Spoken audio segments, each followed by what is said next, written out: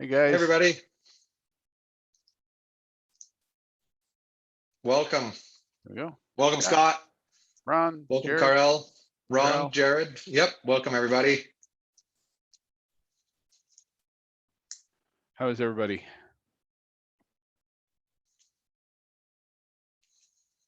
Looking forward to the train wreck that will be this live demo. John and I were just laughing before we started the call that live demos have a weird way of always going wrong. So, but fingers crossed that this live demo is going to go great.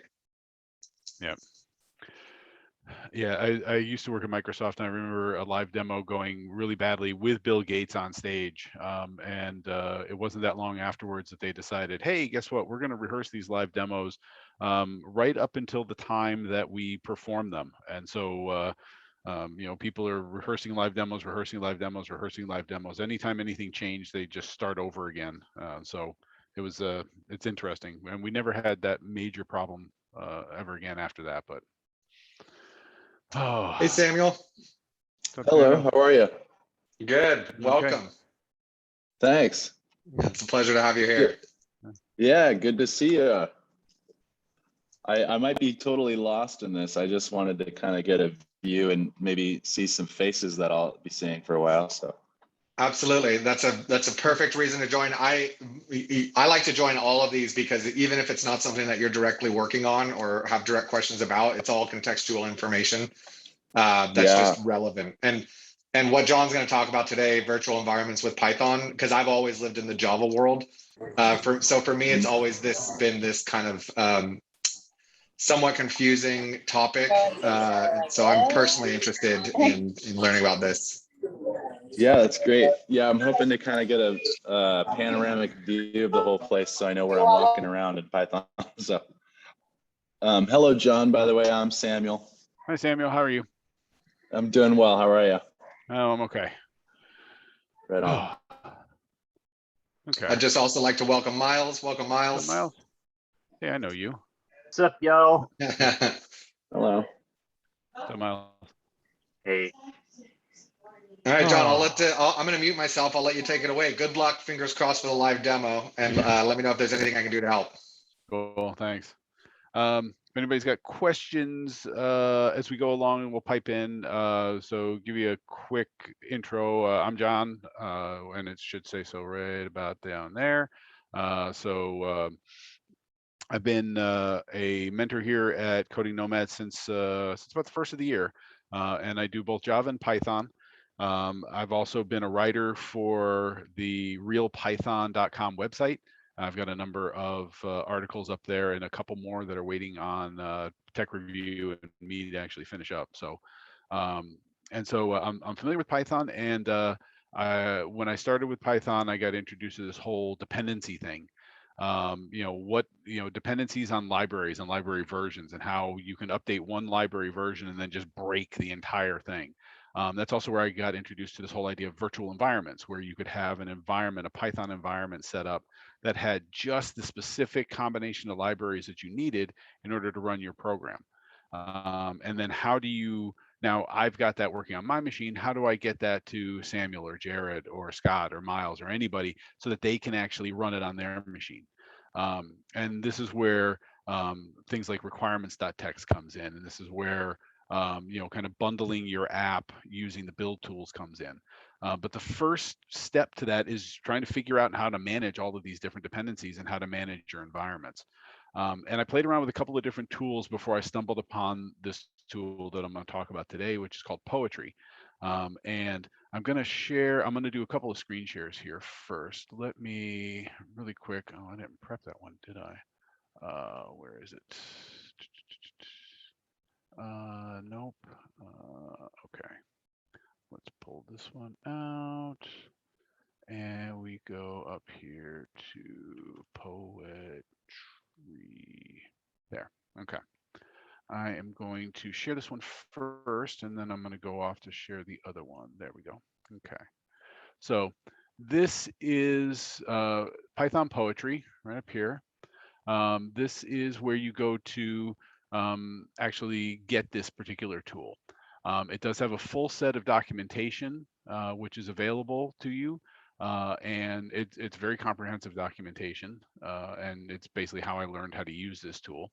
It tells you exactly how you can use it, what it's good for, and why you want to. You can actually, if you're into doing Python, if you're writing a library that you want to build and publish up on Pipey or Pippy or PyPy or PyPI or insert however you want to pronounce that little thing there.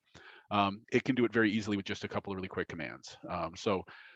You can actually get a lot of functionality out of this. I have not done that yet. I use it really strictly for building and maintaining my dev environments for my poetry or for my Python apps. And then that's basically what I'm going to go through today. So this is how you, this is the site that you're going to go to, pythonpoetry.org, and I'll push this out in notes after the demo so that everybody can see it. But for right now, what I want to share is we're going to go here to a console. So this will work. All of these commands will work in any environment that you happen to have. They do have, there is a setup for Windows if you're using Windows. I use Linux and the KDE environment, but this will also work on Mac. This will work on any version of Linux as well. Hey, John. Yes. Can I pipe in with just one question? So sure. For myself included, maybe others who are a little confused by what poetry is even used for, and if you're already going to discuss this, then I'll go back on mute. But what's the just even at a high level, like what is poetry used for? Like in terms of what are the virtual environments that poetry helps us with, if you don't mind my asking? Right. And yeah, thank you. That's a good lead in. So the whole issue with Python is that you want to, in a lot of cases, you want to import different libraries to use them. There's a lot, for example, if you're going to be doing a lot of number crunching, you may want to bring in a library called NumPy, which is great for crunching lots and lots of numbers. If you're going to be doing web work and you're going to be maybe scraping data off the web, maybe you want to bring in a library called Beautiful Soup. I do a lot of game programming, and so I would either bring in Pygame or a library called Arcade. And I want to import these, but all of these libraries go through different revisions. There may be a version of NumPy, a new version that comes out that maybe has a breaking change in it, or requires, maybe NumPy itself requires a library that had a breaking change in it that breaks something else in your, that some other library depends on. In the Windows world, we used to call this DLL hell, where you had a bunch of different DLLs that had different versions and relied on one another. And when one changed, there was this big cascade of changes or possibly breaks that happened, and now apps didn't work anymore. And in the Python world, you've got this idea of, you've got a global Python install. You just have Python on your machine. So right now, if I just look for Python on my machine, which Python, it's user bin Python. I have a, that's just the global Python that's installed on my machine. If I install libraries into this version of Python on my machine, then what happens is every app that uses Python is going to use those libraries. Well, if I have an older program that relies upon an older version of a library, or needs an older version of Python, then this is going to break it. If the minute I upgrade Python from 3.7 to 3.8 to 3.9 to eventually 3.10, all of a sudden new changes are added and Python may not work anymore. So Python introduced this idea of what's called a virtual environment. And what it is it is another copy of Python and all of the supporting libraries that it uses that is set aside in a specific place. The virtual environment, when you enable it, basically says, when you run Python, I'm going to go and run this version of Python, and I'm going to make sure that it uses all of the libraries that are installed for that particular version of Python over here. I'm not going to use your global version that's stuck back here. And you can create as many virtual environments as you want with any combination of libraries or even Python versions as you have installed on your machine. And that enables you to say this particular app runs in this particular virtual environment, and that allows you to, within that virtual environment, specify it's this Python version, it is this specific version of NumPy, it is this specific version of Beautiful Soup, it is this specific version of Arcade or Pygame. And it gives you a great deal of control over the environment in which your Python programs run. The problem is you can create as many virtual environments as you want. And so managing them becomes a bit of a trick. Which virtual environment do you use for this application? Where do you store all of these virtual environments, which are basically nothing more than it's a folder filled with a new Python version plus a bunch of libraries. Where do you put them? How do you manage them? How do you tell your program which one to use? And then once you have your virtual environment, how do you keep those particular libraries in there at the levels that they want and update them as you need to, not update them whenever they happen to be updatable? So this is where Python comes in, or where Poetry comes in. It helps you manage a lot of these aspects of your Python program. So does that answer your question? Is that good? Okay. Okay. So So I got a question. sure. So it's not a replacement for virtual environments, it's a manager of virtual environments. Is that right? Exactly. So you still have to have there's virtual environment. It will create virtual environments for you. It'll help you manage your virtual environments. It knows for this particular program which virtual environment to use and how to maintain that and keep that up to date with all the different libraries that environment requires. And do you have to use its virtual environment, or can you use like virtual VM, the one? No, you can definitely use virtual env, or and you can use any of the other virtual env managers. It's not replacing those, it's complementing them. So you can certainly use them. I have my system set up, and I'll get into that as well. I have my system set up in such a way that I don't directly use virtual env anymore. It actually still gets used. It's just under the basically under the covers a little bit for me, and I'll show you how that works as well. And I'm pretty sure you'd be able to set that same thing up in just about any other. Might be a little bit of changes you can do, but for my shell and for my system, it works well for me. So, one last, sorry, John, one last small note sure. that I would point out here.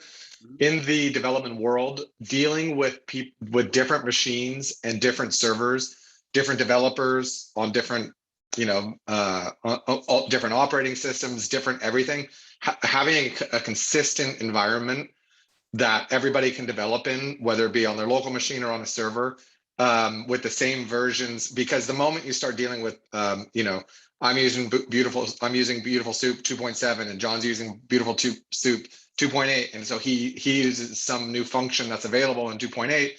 But the moment I clone that code and I try to run it on my machine, I've got Beautiful Soup 2.7. Boom, it's broken, right? The application won't work, and I've got to go digging around to figure out what's going on, and then I've got to update my Beautiful Soup, but then that actually breaks something in my application, and it's this like rabbit hole, black hole of complexity that spans the entire development world.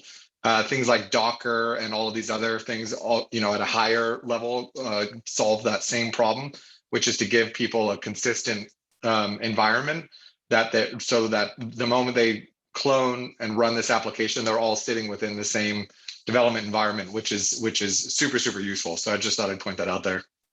Mm-hmm. Okay. Thanks, Brian. Any other questions, anybody, before we kind of take a look at this? So, okay. As I said, you can you get this tool, Poetry, from python-poetry.org, which I showed you before. There is a recommended installation that it uses, which is, let me get to the really quick installation. I'll show you what it looks like on Linux. And I'm actually not gonna run this whole thing, but on Linux, it looks kind of like, whoops. Get rid of that. Get rid of that. Okay.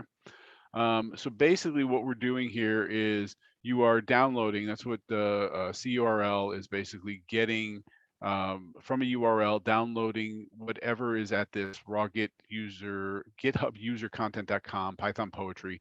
It does pulls down an actual Python file, getpoetry.py, and then pipes it through Python to actually the install. This is recommended for OS X and for Linux. On Windows, it's a slightly different command in PowerShell, but it basically does the exact same thing. It goes out to the website, gets a Python file, and runs it on your machine to actually do the install. This is the recommended way to install, and it is also the way that, you can install this in other ways. You can install it using pip. You can install it using pipx as well. But if you do those, then you miss out on some of the self-update features that Poetry has. As I said, I've already got this installed, so I'm just gonna get rid of this. And so when I run this, I can just have Poetry. And when I run it, it tells me, oh, Poetry version 1.1.7. I don't know if that's the latest one or not. And this is where the update comes in. So I can say Poetry self update, and it's going to update it to 1.1.8 for me. Oh, that's kind of cool. I didn't realize that there was a new version. So now it's going to download, because it knows that I'm on Linux, it downloads the tarball for me, and it updates it again. If I try and update it one more time, it says I'm using the latest version, everything's great. So by using the installer, I have this particular functionality already set up. And you can also remove it if you find out that you're not using it, or you don't want it here, or you've got something else called Poetry that you want to use. You can actually remove it. There is an uninstall script that you can run that's documented on the website as well. I haven't found a need to get rid of it yet. So how do you use this thing? So we can see there's a lot of different commands up here: about, add, env, lock, self. What do all these things do? Well, I'm not going to talk about all of them. I'm going to talk about some of the high points. So I use this most frequently when I'm starting a new Python application. And in order to do that, I'm going to start in a folder. And right now I'm just in my home, in my Git folder. And I'm going to just start a new Poetry application. So we say Poetry, new Poetry demo. And you can see from the auto completion that I've done this once or twice already just to make sure I knew what I was doing. So Poetry new demo, what does that do? Well, this creates a package called Poetry_demo in Poetry demo. I probably should have named it underscore, camel cased it. So if I look in this folder, now I have, hey, there's Poetry demo right there. So what does that look like? So let's get into Poetry demo. So Poetry demo now has a number of different files in it. So it wasn't there before, it is there now. It created this Poetry demo. So I'm in Git Poetry demo. It created a Poetry demo folder into which it put an init.py. And this is where all of my code will go, is into this particular folder. It created a tests folder. And that's where, if we had tests, I would put all of my tests in there as well. And you can use whatever test you want, unit test, PyTest, nose, whatever you want to use. It created a readme.rst. So RST is hyped up super markdown. And so this is your readme file. And it created this weird thing called a pyproject.toml. Now, what the heck is a toml? Toml stands for Tom's other markup language or something like that. It's if you've ever heard of YAML, which stands for yet another markup language, and this is Tom's other markup language. It's a way of creating a text file that does a configuration file. So what the heck does this thing actually look like? Well, let's take a look. Okay. And so right up here, we've got our this is basically what the toml file looks like. It's a set of headings enclosed in square brackets with names in them, and a set of underneath that, it's a set of key value pairs. You can look up up on toml.io/en. The TOML format was also part of PEP 518, which is how the new way of doing builds. So this is actually supported by Python and Python.org and pip and everybody else. Anything that has tool poetry is a poetry specific thing. So you can have a lot of different items here in this pyproject.toml, but we're going to concentrate on 3 of them. Tool poetry is just the basics of what this particular app is. The name is Poetry Demo. The version is 0.1.0, which is default. Description is blank because I haven't put a description in here, so we can actually put one in there. And because, let's see. Okay. The author is me. It knows who I am, so it pulled my info out of there. Afterwards, we have dependencies, tool poetry dependencies. And this section defines all of the library dependencies that this particular application has. And this is telling me that I need Python, and we'll get into what this syntax means, this little caret 3.9. But basically what we're saying is I need Python 3.9 or better.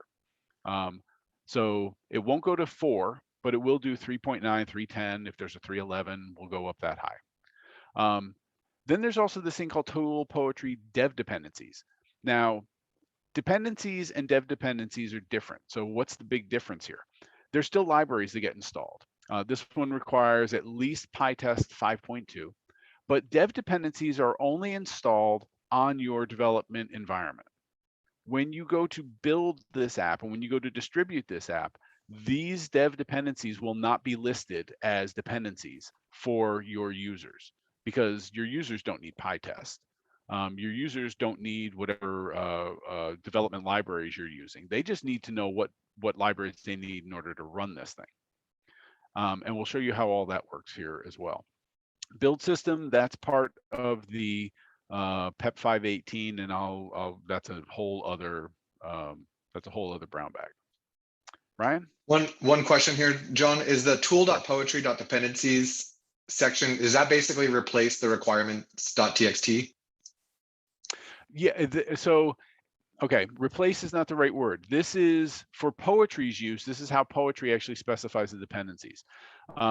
You can, and there's actually a command to do this, you can actually generate a requirements.txt file from this using a poetry command.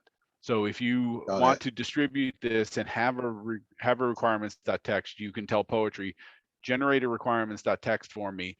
That way I can distribute this in a way that, you know, lots of other people understand, or the way it's traditionally been done.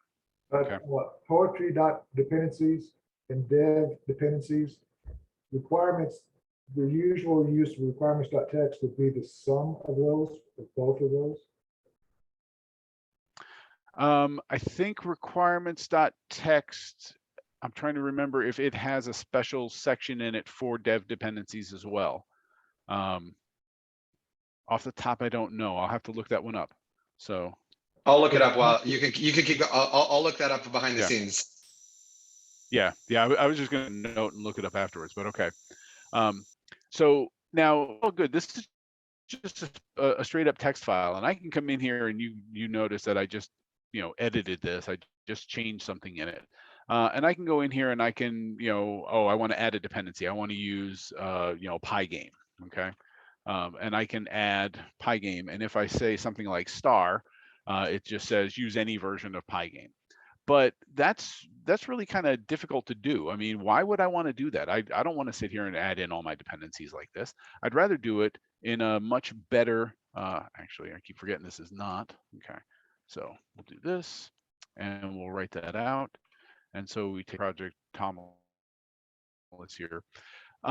But I don't want to add my dependencies like that. I don't want to sit there and create all of these weird, go into PyProject TOML and add this. If that's all poetry did was create a PyProject TOML and a little this little structure for me, there are better tools to do that. There's a tool called it's not called boilerplate. It's something else. Oh, what's it called?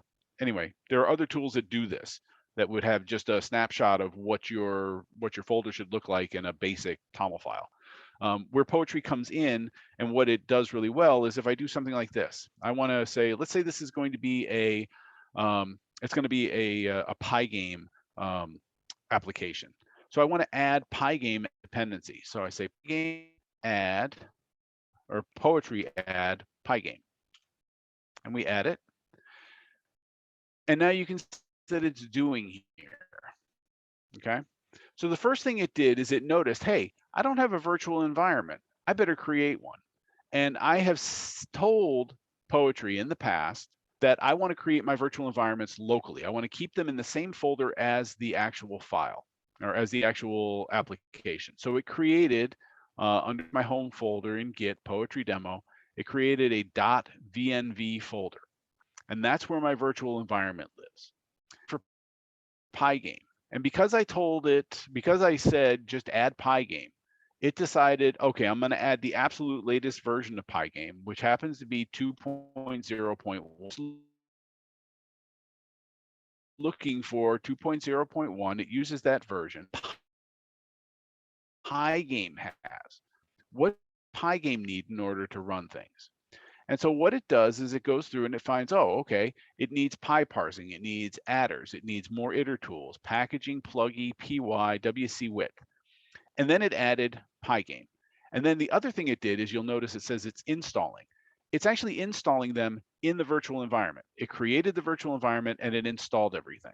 It even installed PyTest because PyTest was listed there. So now my virtual environment is all set up. And if I look at my folder now, okay, Poetry demo is still there. I have a few new things here. Number one, I have my .venv, and I only went 2 levels deep. There's just tons of stuff down in here. So I have my virtual environment sitting here. Bin is where the Python lives. Food is where all the include files live. And then lib is where all of the libraries live. This is where Pygame is installed and PyTest and packaging and et cetera, et cetera. The other thing that it created was this thing called a Poetry lock file. And what the lock file is it is for all of the libraries that are specified in PyProject TOML. Poetry lock says these are the library versions that this particular project uses. The lock file is what's used to actually install all of your libraries in your virtual environment. The lock file is where the actual versions of the libraries are specified. So I can say I want, in PyProject TOML, I can say I want any version of Pygame, but right now it's set to 2.0.1. Poetry lock is going to show 2.0.1. And if I don't do anything else, if I do nothing else with this application, say 3 years from now, I come back and I try and install a virtual environment based on this, it's going to look at this lock file and it's still going to install 2.0.1 because that's the version that this was created with. So this is where Poetry comes into its own. It's using this lock file to determine which actual versions of the libraries to install. It installs them in the, as I said, it installed them in the virtual environment. And so now I can activate my virtual environment. And I can do that in a couple of different ways. And this is where you know, I can go to, what is it, it's .venv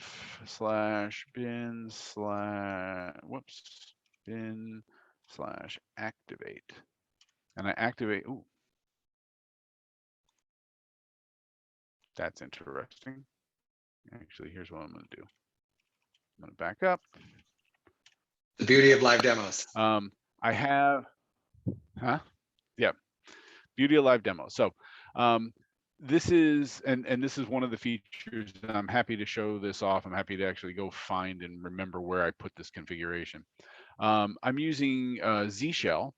And so one of the things that I configured in Z Shell is whenever I enter a folder that has a virtual environment in it, it goes through and it activates the virtual environment. And that's what you see over here. It's actually activated Poetry demo, the virtual environment. So now if I do which Python, it's telling me, oh, it's in home, Jon, git, poetry demo.venv bin Python. It's exactly where it is. And now if I want to see if Pygame's installed, I'll do that. And you can see there was a little window that popped up that you probably couldn't see. There was actually a Pygame thing. but it tells me, oh, Pygame 201, hello from the Pygame community. So Pygame was installed properly and it works properly. Now, what about this TOML file? Did this TOML file get updated when I did this? This TOML file had to get updated whenever I did this poetry add Pygame. So let's take a look at that. So there's Pygame right there. And it grabbed 2.0.1, grabbed that particular version, which is the latest version, and said it's going to use that one or anything greater than that. So it automatically updates the TOML file for me. Now, if I wanted to, I could actually specify, you know, I don't want to use 2.0.1. That's the newest version of Pygame. My game is a little older. I want to use the old 1.9 version. So if I wanted to do that, I would have to come in here and specify this a little bit differently. I can say 1.9. Okay, let's do that. Let's do that.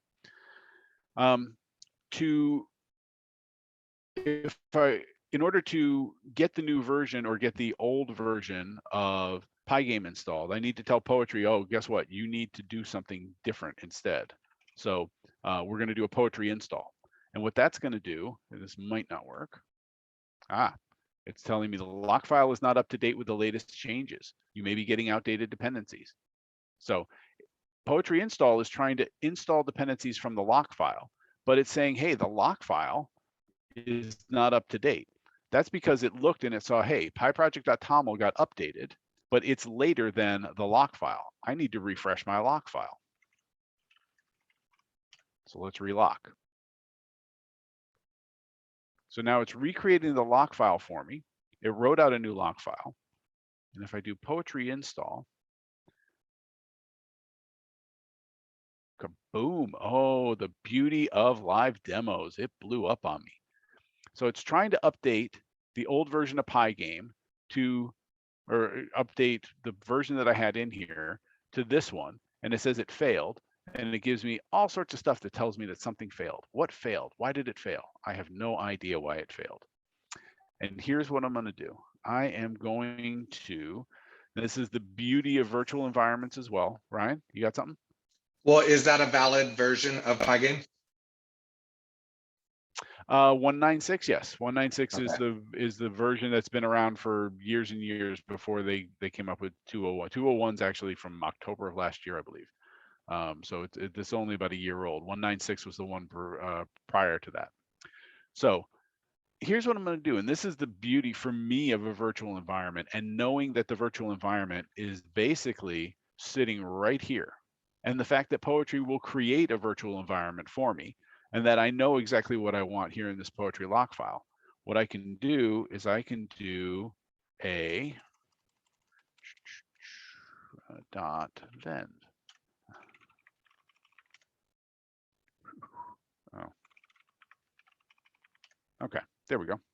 So now my virtual environment is completely gone. Okay, I've just blown away the entire virtual environment. So let me go back into Poetry demo. I don't have a virtual environment anymore, but now I can actually create and tell Poetry to do its stuff again. Oh man, did it blow up again? It doesn't like Python. Oh, I know what I'm running into. I remember what I'm running into now. I'm running into this weird issue with Pygame 196, and it doesn't like to install. Oh, that's odd. Okay. Well, you know what I'm going to do? We'll do this. I've decided that my game is not going to be a Pygame game anymore.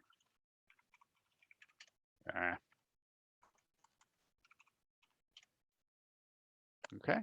So I removed Pygame. I've decided now it's going to be an arcade game. I actually prefer the arcade library. So I'm going to add arcade. And so it uses, this is the latest version of Arcade 261.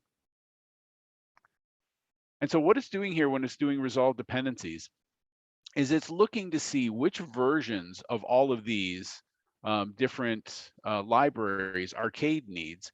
And it's looking also at all the other libraries that you specified and which versions they need. And it's trying to find a version that's going to satisfy everything. And that's the big, this to me, this resolving dependencies is the big plus for poetry. Its dependency matching algorithm is really quite good. It will find a version. If there's a version in there that's going to allow everything to be installed properly, it's going to find it. And you can see here for the Piglet library, it actually the dev branch needs, which is a little odd. I don't think I want to ship with the dev branch, but we can figure that out a little later. I can also add dev dependencies. So I tend to do this a lot. I tend to do these particular, I use these three quite a bit. And I'm adding dependencies, but now I'm using --dev, and that sets them up in the dev dependency list. Flake 8 is for, it's a static code checker. Black is a code formatter, and rope is, I don't know what rope is, but I know that it is necessary for me to do renaming of variables on the fly in Visual Studio Code. And I use Visual Studio Code a lot, and so I always install rope as well as a dev dependency. So when I go to add them, rope is a Python refactoring tool. Thank you. So, but you can see now all I said was black, flake 8, and rope, and it started to throw in click, McCabe, MyPy extensions, passspec, etc. All these different other libraries that these particular ones need. And now let's take a look again at the PyProject TOML, and you can see up here, Arcade is here, Pygame is gone, PyTest is still there, Flake 8, Black, and Rope are all there now. And so when I do a poetry install, it should say nothing because it's already installed everything. It's trying to install the current project, poetry demo, but that really doesn't do anything. And now, see, we're still at the same, still have the same everything, okay? My venv is here. There's no more include, that's interesting. My tests are still there, my PyProject there, poetry lock is there. And now I can start writing my code here in the poetry demo. So any questions so far on anything? Any comments? Got one. Yeah, go. I think I'm kind of dense because so far I'm not seeing anything that requirements.txt in pip doesn't do, with the exception of requirements.txt. Everything's thrown in one big bucket, and so you can't tell what's a dev dependency and what's a runtime dependency. Right. And you can't, what was the other thing? I had another thing. I guess that's the main thing. So it gets kind of, it can get kind of messy because you don't know what you really need to ship.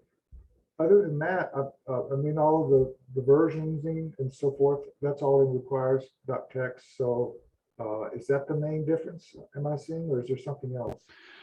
The main reason that I started using poetry was its ability to reconcile different versions of subdependencies. So for example, Black, Flake 8, and Rope, when I added those, they all required, they started to throw in these. So click, McCabe, passspec, PyFlakes, etc. So requires, regex 2021, this is 828, but Flake requires some other version of this. Maybe Black says I can do with anything that's 2021 or greater, but Flake's specific 828. So if you go and you install Black, and Black decides, oh, I'm going to install regex, whatever, 2021.9.8, so yesterday's version. But Flake still requires 2021.8.28. Now you have a problem because Flake 8 won't install because you've got the wrong version of regex. And so now you need to know, oh, well, can I back off this version of regex? I don't know. Will Black work with that? And you need to go in and you need to actually physically go in and figure out what the heck does Flake need, what does Black need, and that now becomes a chore for you as the developer. Poetry automates all that for you. You say, I want Flake 8, and maybe you don't even want Flake 8.9.2. Maybe you want an earlier version. Maybe like I said, I have Arcade up here, Arcade 2.6.1, but that's a really new version. And I know that Arcade, in a lot of cases, there are breaking changes that go in. And so I had an app one time that worked well with 2.5.1. And then when I upgraded to 2.5.4, all of a sudden it wouldn't work. It broke. All my sprite handling went out the window. So I had to actually back the version off to 2.5.1 and actually specify I need this specific version of Arcade. And so does that specific version of Arcade, would that work with the later version of PyMonk that maybe the later version of Arcade put in? I didn't know. So I'm going to let Poetry actually figure out which versions do I need, which versions can I get away with. So it handles a lot of that for you. So go ahead. If I understand correctly, in the old way of using pip in combination with requirements.txt, first thing, all these sub dependencies would be thrown into the same file, and you have all of it in requirements.txt. You don't know which ones are sub dependencies and which ones are real dependencies. A and B, you're saying that Poetry has a smarter dependency engine than pip. Yes, I was in there was a situation I was in where pip couldn't figure out what to install, but Poetry could. Okay. And that's when I started to use Poetry. And I'm sorry, I don't remember the specifics. It's been a couple years, but that's when I started to use Poetry. There were other apps out there as well that I investigated. Poetry is the one that stuck around. The other big thing and the other selling point for me about this, you were talking before about requirements.txt. Let me take a look here.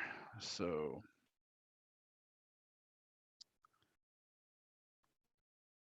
See if I can pull this up. There is a way to actually generate the requirements.txt from the lock file. So you can actually get to requirements.txt and generate those. So you could do, like, if I wanted to get those out, I could do a Poetry export. So right now it's only requirements.txt, so it's going to be -f and then requirements.txt. And so we export, and so there are all of our requirements.txt. So Arcade 2.6.1, adders, CFFI, etc. Blah blah blah blah blah. So you can see everything's here.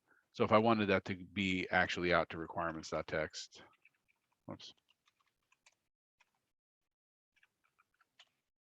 So now I have my requirements.txt file that I can ship.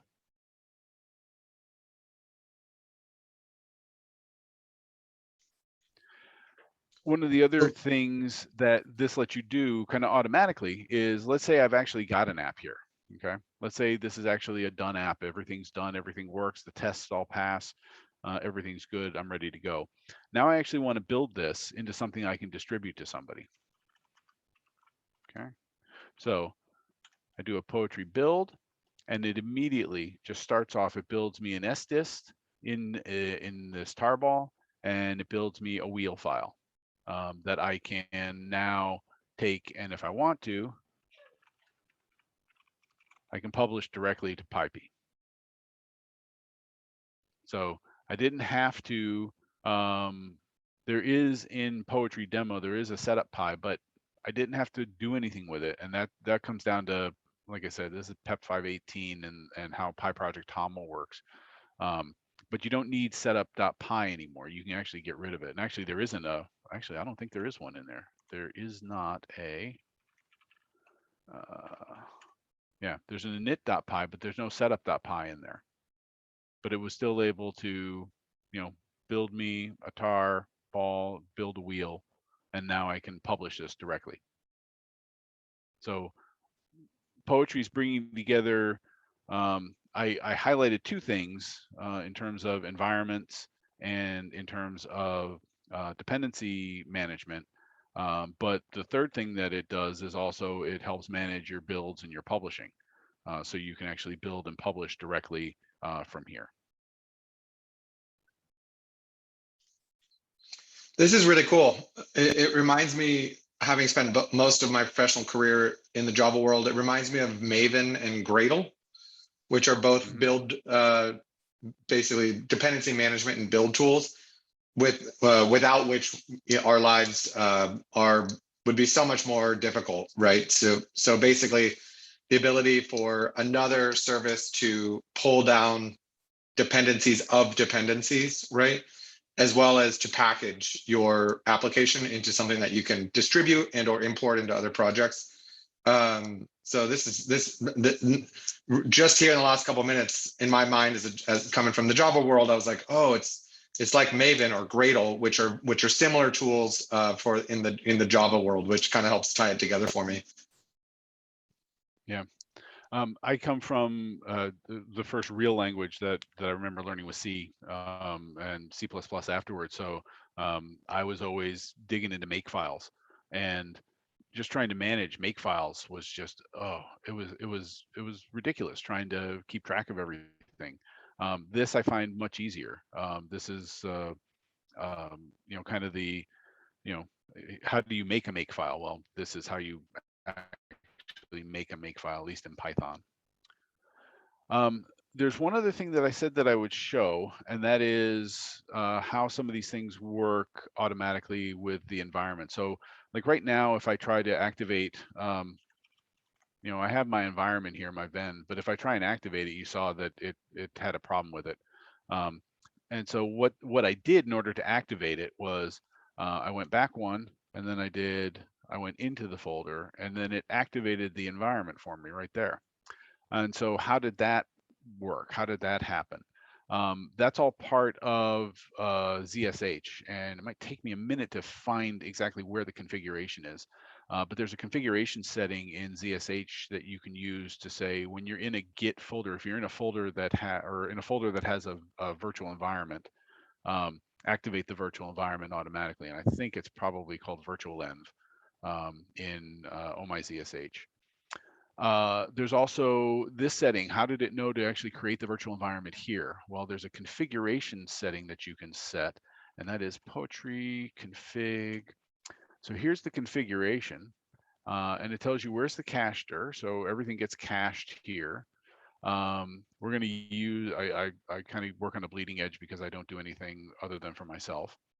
And here's the virtual env stuff. So do we create a virtual env? We do. Do we create it in project? We do.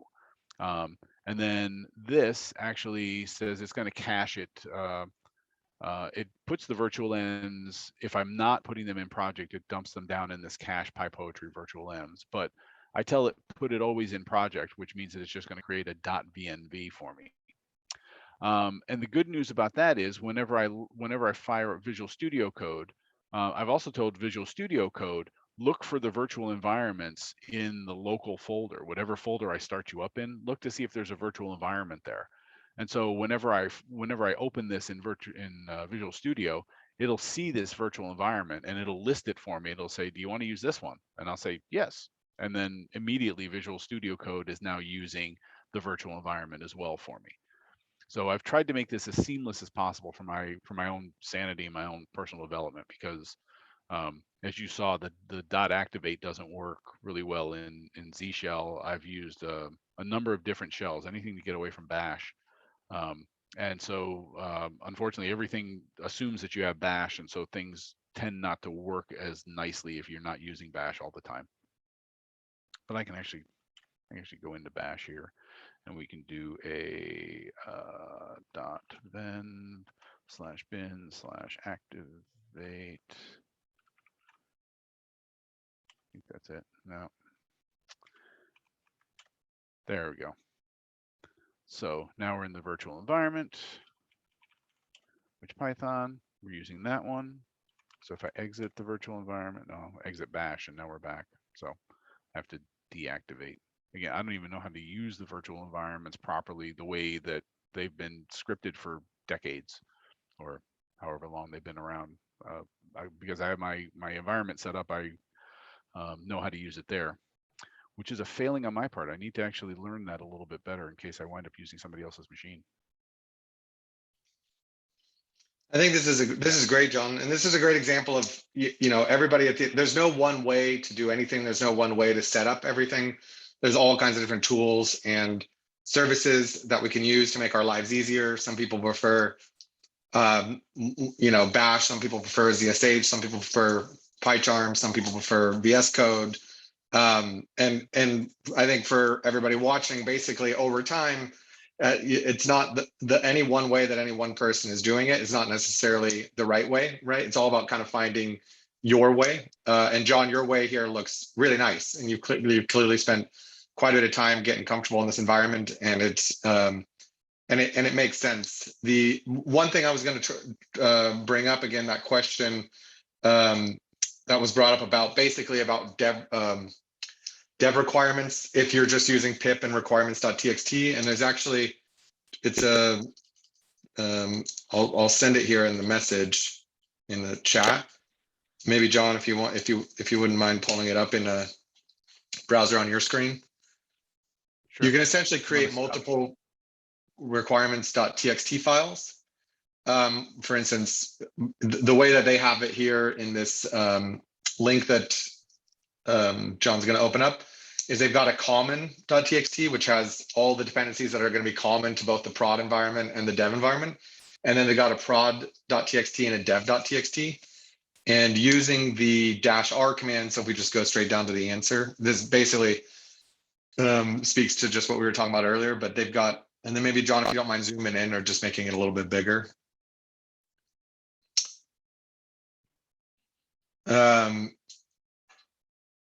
So they've got these three requirements.txt. It's in a requirements folder. And you got common.txt, dev.txt, prod.txt. And if we scroll down to dev.txt, you can see that it uses the -r common.txt.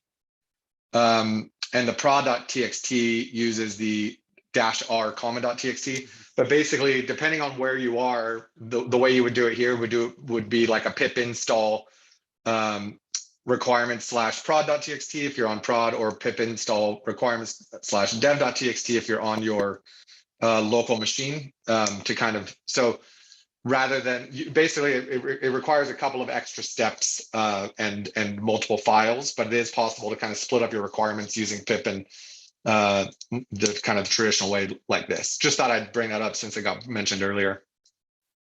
Yep.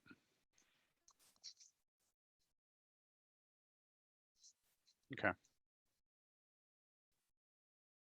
And so yeah, I'll drop that in. I'll do a post later today in the forum and in the Slack channel as well, and drop links to all of the stuff that I looked at here, all the different things that I had here, and I'll make sure that this link is in there as well. Nice. And I, the poetry in terms of dependency management, the work, once you start getting into the, again, black hole of dependencies, right? You want to use dependency ABC. ABC depends on DEF. DEF depends on, elemental P, which depends on QRZ. And they all have all these versions that span decades. Using a tool that helps you find the right dependency and sub-dependencies, I can basically guarantee you over time is going to save you all kinds of headaches. And that seems, from what I can see here, the building, the environment, the dependency management, and the build tool in Poetry seem to add a really nice feature to all of the above in Python. It does. It's really good if you have multiple versions of Python installed on your machine, which is definitely doable. You can even specify, okay, I want this, I want this environment to use Python 3.7. I want this environment to use Python 3.6. Poetry did, or currently still supports Python 2.7, but that's the version. When they finally get there. So they'll drop support for older versions, and I think they also support 3.4, and that's going to be dropped as well. 3.4 or 3.5, 3.5. So it's going to be 3.6 or better from then on. So, and then, like I said, there's also this idea of different specific versions that you want. If you want to get really deep into, I want to control, really a tight range of versions for any of the requirements that I have. There are ways that you can specify that within the PyProject TOML file and say, I only want, like say, I knew that my arcade app worked with just about any version of Arcade 2.5, whether it was 2.51, 2.52, 2.53, 2.54, etc. I could actually say, I want, anything from 2.5 range, but not 2.6.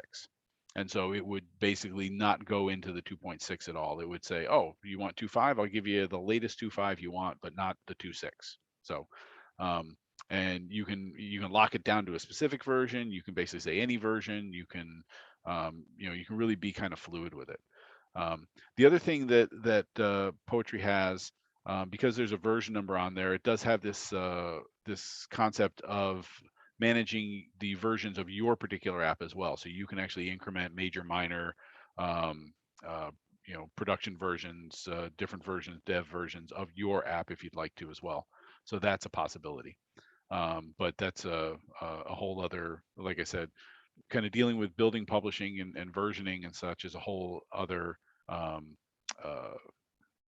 that's a whole other discussion, because I'm already close to an hour here. John, Carell asks a question. Can you easily upgrade from 3.7 to 3.9 Python version?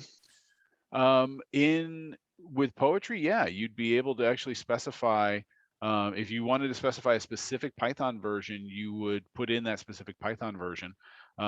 You would have to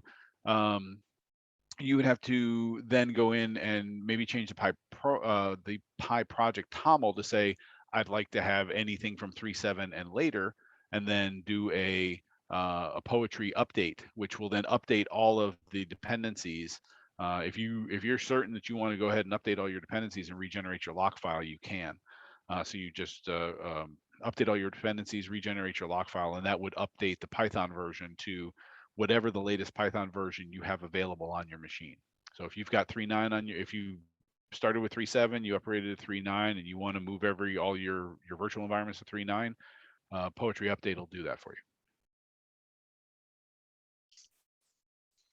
you. Nice. And then maybe, oh, sorry, go ahead, Miles. Was that Miles? Yeah. Thanks for the presentation, John. So a couple things. This reminds me a lot of NPM in the Node world. It's very similar. It's cool to see that there's a tool like this out there. Curious about the build command. In your TOML file, can you add directives in there to customize your build? Yes. Can you Yeah, that gets back to PEP 518, and as to how the build goes.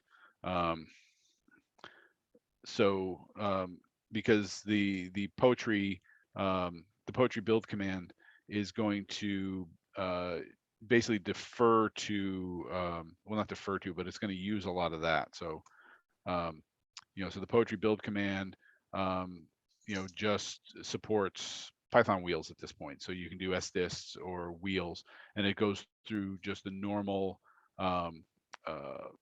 build that you would use when you're building stuff is defined by PEP 518. So, okay. And so sense. There's a build system table in the TOML file. There's a tool table, and so and 518 goes a lot into the rationale as to why they moved to this, and this is where the PyProject comes in. Basically, 518 introduced this idea of a TOML file to hold on to all this, and then expanded, I think, in PEP 517, basically to say anybody can use this PyProject TOML as long as they don't step on any of our headings. So cool. And also, what would you say is the kind of like industry adoption of poetry versus using something like requirements.txt? That's a good question. I don't have any really good data on that. I know you can look up, and I'll have to look it up later and report back on it. We could look up should be able to look up the use of PyProject TOML and how many projects are actually switching over to using the TOML file as opposed to some of the older setup stuff. That's It a good would idea. take a while for older projects to actually look for older projects, if you've been using, setup Py and requirements.txt for, the past 10 years, it's going to take you a little while probably to shift over. You don't mess around with your DevOps system unless there's something either broken or you really need some new feature. So, and that all still works. It's all still grandfathered in. So until the Python guys decide, hey, this is broken now, there's no incentive really to move over.